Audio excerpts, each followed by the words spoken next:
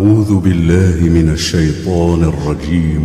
يا أيها الذين آمنوا لا تتبعوا خطوات الشيطان ومن يتبع خطوات الشيطان فإنه يأمر بالفحشاء والمنكر ولولا فضل الله عليكم ورحمته ما زكى منكم من أحد أبدا ولكن الله يزكي من يشاء والله سميع عليم.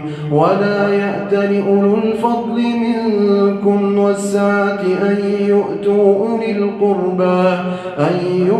أولي القربى والمساكين والمهاجرين في سبيل الله وليعفوا وليصفحوا ألا تحبون أن يغفر الله لكم والله غفور رحيم. إن الذين يرمون المحصنات الغافلات المؤمنات لعنوا في الدنيا والآخرة ولهم عذاب عظيم. يوم تشهد عليهم ألسنتهم وأيديهم وأرجلهم بما كانوا يعملون يومئذ يوفيهم الله دينهم الحق ويعلمون أن الله هو الحق المبين. الخبيثات للخبيثين والخبيثون للخبيثات والطيبات للطيبين والطيبون للطيبات أولئك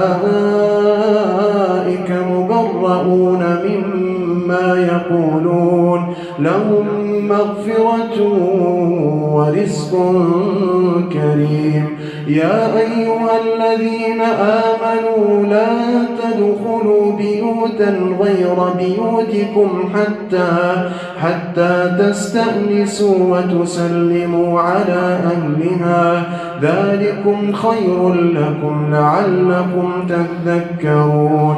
فإن لم تجدوا فيها أحدا فلا تدخلوها حتى يؤذن لكم وإن قيل لكم ارجعوا فارجعوا هو أزكى لكم والله بما تعملون عليم. ليس عليكم جناح أن تدخلوا بيوتا غير مسكونة فيها متاع لكم والله يعلم ما تبدون وما تكتمون.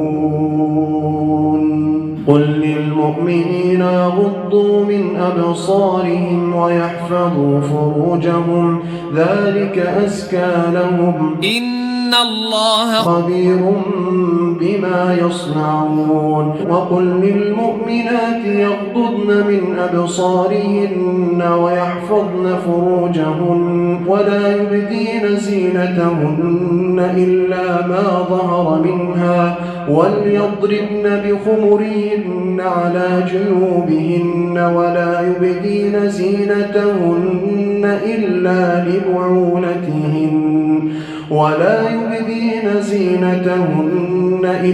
لبعولتهن أو آبائهن أو آباء بعولتهن أو أبنائهن أو أبناء بعولتهن أو إخوانهن أو بني إخوانهن أو بني أخواتهن أو نسائهن أو ما ملكت أيمانهن أو التابعين غير أولي الإربة من الرجال أو الطفل الذين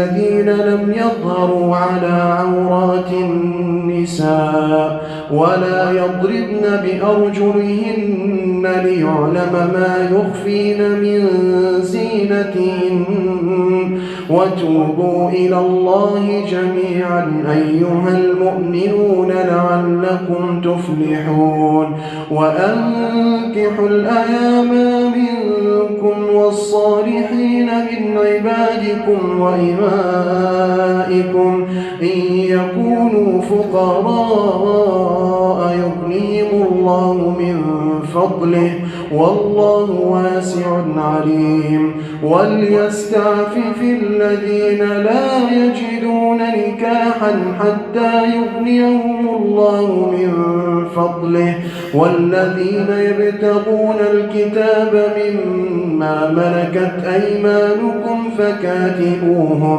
فكاتبوهم إن علمتم فيهم خيرا وآتوهم من مال الله الذي آتاكم ولا تكرهوا فتياتكم على البغاء إن أردنا تحصنا لتبتغوا عرض الحياة الدنيا ومن يكرهن